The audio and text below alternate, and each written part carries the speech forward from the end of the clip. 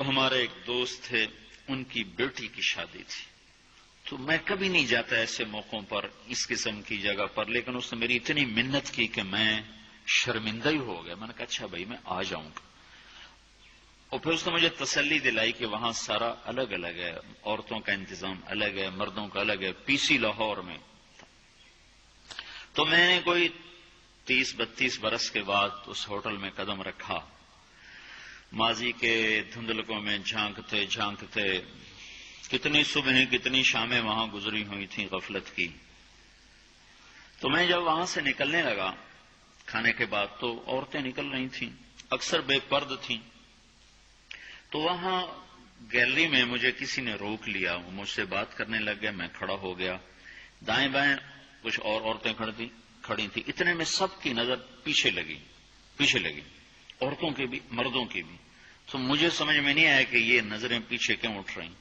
کیا دیکھا، میرے قریب سے ایک خاتون گزری جو سر سے لے کر پاؤں تک مکمل برقعے میں، ہاتھوں پہ بھی دستانے تھے اور پاؤں میں جرابیں تھیں، اور ایک بالکل سادہ سا برقع انہوں نے پہنا ہوا تھا.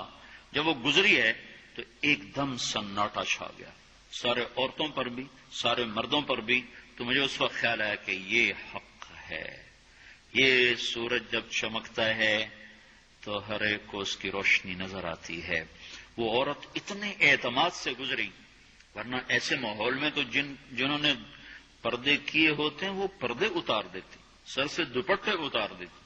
وہ اس میں اس طرح گزری، سب کی نظریں شرم و حیا سے جھک گئیں. وہ عورتیں جن کے دوپٹے کہیں جا رہے تھے ان کی بھی نظریں شرم و حیا کی وجہ سے جھک گئیں. یہ مسلمان عورت کی پہچان ہے.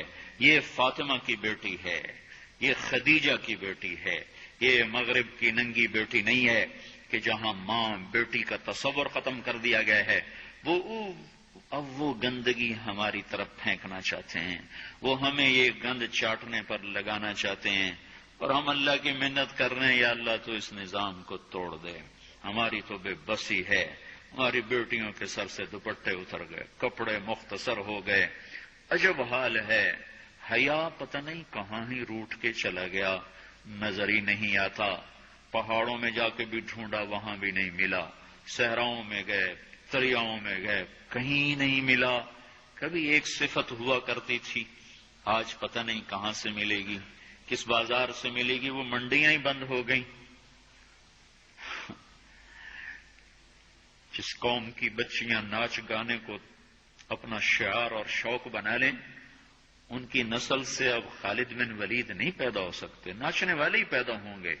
محمد بن قاسم نہیں پیدا ہو سکتے، طارق بن زیاد نہیں پیدا ہو سکتے.